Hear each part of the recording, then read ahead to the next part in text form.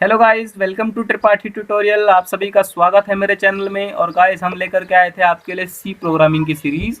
और सी प्रोग्रामिंग की सीरीज़ में गाइस हमने काफ़ी कुछ कवर अप कर लिया था। पिछली क्लास में हमने अर्थमेटिक ऑपरेटर ख़त्म किया था और कुछ प्रोग्राम्स किए थे, कुछ उसकी जो मैंने होमवर्क दिया था उस पर भी हमने वर्क किया था।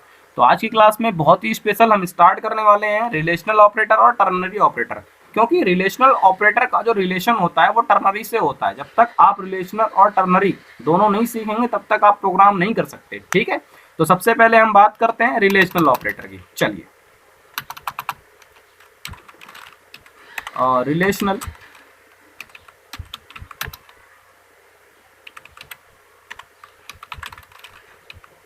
तो अगर हम बात करते हैं रिलेशनल ऑपरेटर होता क्या है, तो गाइस जो ये रिलेशनल ऑपरेटर है ये क्या होता है, हम कह सकते हैं it check the relationship between two values.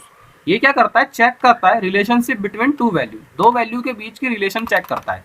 जैसे मैंने बोला 7 इज ग्रेटर देन 9, तो यहाँ पे एक रिलेशन क्या कह रही है, रिलेशन ये कह रही है कि 7 9 से बड़ा है। ठीक है, पर ये तो खैर फॉल्स है।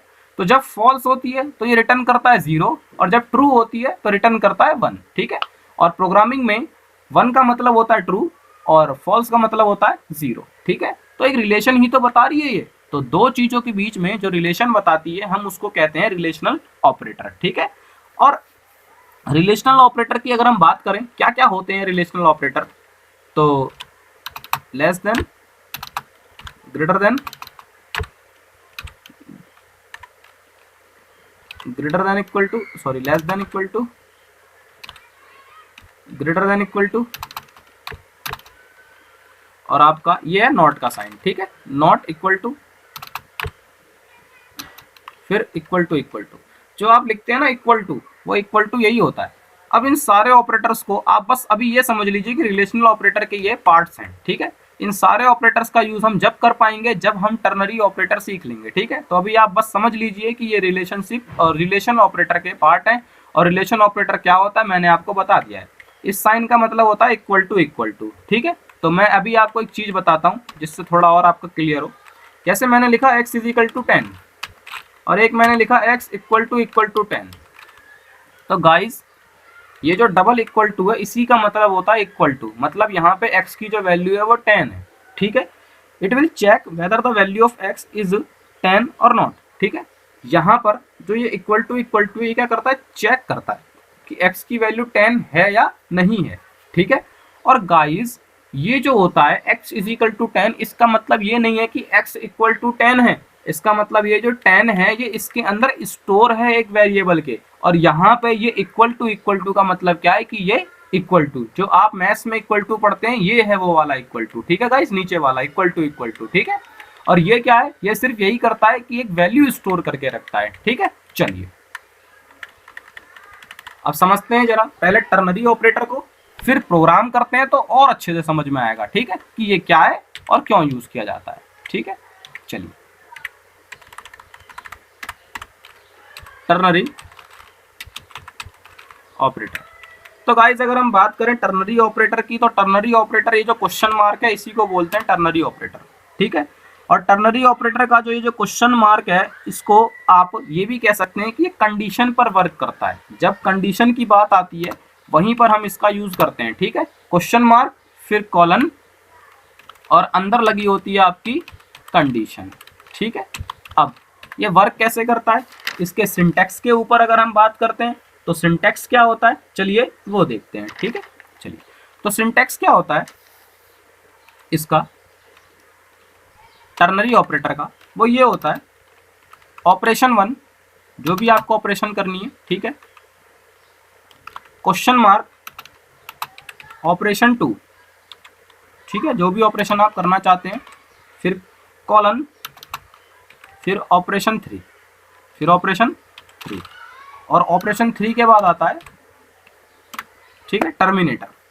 अब ऑपरेशन 1 में क्या होता है, ऑपरेशन 1 में होता है आपकी कंडीशन। ऑपरेशन 1 में क्या आती है, कंडीशन। मैं लिख देता हूं OP1 is equal to condition, मतलब जो भी कंडीशन आपको डालनी है वो ऑपरेशन 1 में आएगी। ऑपरेशन 2 में क्या आती है, जो ट्रू वाली वैल्यू होती है वो आती है ऑपरेशन 2 में। ठीक है, मतलब जो ट्रू स्टेटमेंट जो होता है, ठीक है।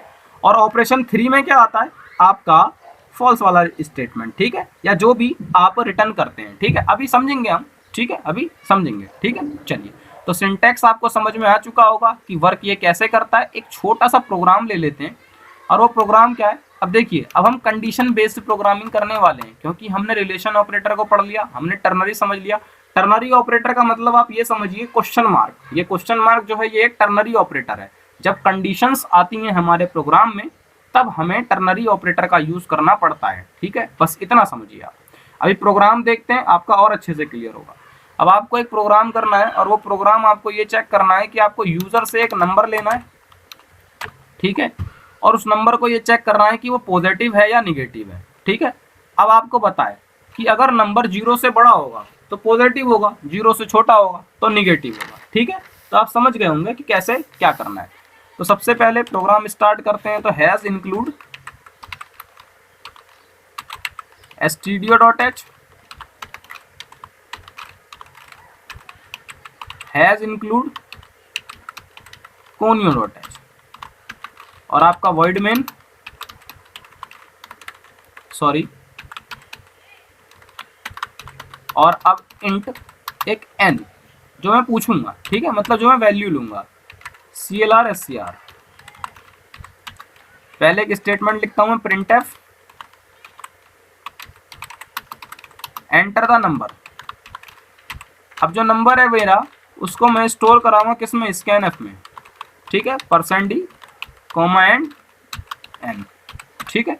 अब काम चालू होगा टर्नरी और रिलेशन दोनों का मिक्सअप, ठीक है। अब एक बात बताइए, मुझे पॉजिटिव और निगेटिव के लिए प्रोग्राम करना है, ठीक है। तो आपको पता है कि नंबर अगर 0 से बड़ा होगा तो पॉजिटिव होगा, और 0 से छोटा होगा तो निगेटिव होगा, ठीक है। तो याद करिए, देखिए, जो आप यहाँ पे ऑपरेटर यूज करेंगे, वो ऑपरेटर आप यूज करेंगे रिलेशनल ऑपरेटर और टर्नरी ऑपरेटर दोनों का मिक्सअप, ठीक है। टर्नरी ऑपरेटर का आप फॉलो करेंगे सिंटैक्स, ठीक है। और क्या लिखवाया था, ऑपरेशन 1 में क्या थी, कंडीशन, फिर दूसरा क्या था आपकी ट्रू, जो ट्रू स्टेटमेंट है, ठीक है। तीसरा क्या था, जो वो अपने आप देगा फॉल्स स्टेटमेंट, मतलब अगर वो स्टेटमेंट ट्रू नहीं हुई तो वो फॉल्स दे देगा, या जो भी आपका आउटपुट बचता है, ठीक है। चलिए, अब पहले हमें क्या डालनी है, कंडीशन। तो जो n है, जो मेरा ये नंबर जिसमें स्टोर है, अगर वो बड़ा हुआ 0 से, अगर वो ध्यान से सुनिएगा, बड़ा हुआ 0 से, तो हमने कंडीशन डाल दी। अब पहला काम पूरा हो गया। इसके बाद क्या लगाना है आपको, टर्नरी ऑपरेटर, मतलब क्वेश्चन मार्क लगा दिया आपने, ठीक है। देखिए सिंटैक्स समझिए, पहले कंडीशन डाल दी कि n अगर बड़ा हुआ 0 से, क्वेश्चन मार्क। अब अगर आप अपने आप समझिए, n बड़ा है 0 से, इसका मतलब क्या है कि वो पॉजिटिव नंबर होगा, ठीक है, वो क्या होगा, पॉजिटिव नंबर। तो ट्रू स्टेटमेंट बताई थी प्रिंट कराने के लिए, तो यहाँ पे क्या लिखेंगे, printf पॉजिटिव नंबर, ध्यान से सुनिएगा। और इसके बाद क्या होता था, कॉलन, ठीक है। पर अगर n बड़ा, जो भी नंबर आपने डाला, अगर वो बड़ा हुआ 0 से, तो कंडीशन ये ट्रू हो जाएगी, और क्वेश्चन मार्क लगा दिया हमने, तो ये आएगा, ठीक है। पर हो सकता है जो नंबर आप डालें वो छोटा भी तो हो सकता है, तो जब छोटा होगा तो क्या प्रिंट होना चाहिए, निगेटिव। तो हम क्या लिखेंगे, printf निगेटिव नंबर, ठीक है। और अब इसके बाद और कोई लाइन नहीं लिखना चाहते तो टर्मिनेटर, ठीक है, गेट ch। अभी एक दो और प्रोग्राम करेंगे, फिर और अच्छे से समझ में आएगा, ठीक है। चलिए पहले रन करा के समझ लेते हैं, फिर दोबारा बताएंगे आपको एक एक स्टेप बाय स्टेप, ठीक है। एरर है, 3 एरर है, देखते हैं। सबसे पहले कहता है, अच्छा देखिए गाइस, मैं यहाँ पे इंक्लूड की स्पेलिंग मैंने गलत लिख दी है, ठीक है। चलिए अब देखते हैं, अब चल गया। एंटर द नंबर, अगर मैंने 10 दिया तो कहता है पॉजिटिव नंबर। एक बार और रन कराते हैं, अगर मैंने -1 दिया तो कहता है निगेटिव नंबर, मतलब कोड मेरा सही है। अब समझते हैं, सबसे पहले 10 के लिए समझते हैं कि मैंने 10 दे दिया, तो इंट n। अब ये n जो था, जो नंबर मैंने लिया था स्टोर कराने के लिए, ठीक है, printf एंटर द नंबर मेरे पास आया, और मैंने डाला n की जगह पर 10, तो स्टोर मेरा क्या हो गया, 10 स्टोर हो गया। अब नीचे वाली लाइन पे आया, यहाँ पे आया, n की वैल्यू क्या है, 10, 10 इज ग्रेटर देन 0। हाँ भाई ये तो ट्रू है, तो ट्रू में कौन सा होता है, ये वाला चलता है स्टेटमेंट, तो चल गया पॉजिटिव नंबर, ठीक है। और ये नहीं चलेगा फिर, ठीक है, ये वाला नहीं चला, क्योंकि मैंने बताया था जब कंडीशन समझाई थी आपको, टर्नरी का सिंटैक्स समझाया था, तो पहले क्या होता है, पहले चलता है आपका कंडीशन, ठीक है, कंडीशन के बाद ट्रू, ट्रू के बाद जो आपको फॉल्स है, मतलब उसका जो अपोजिट है, ठीक है।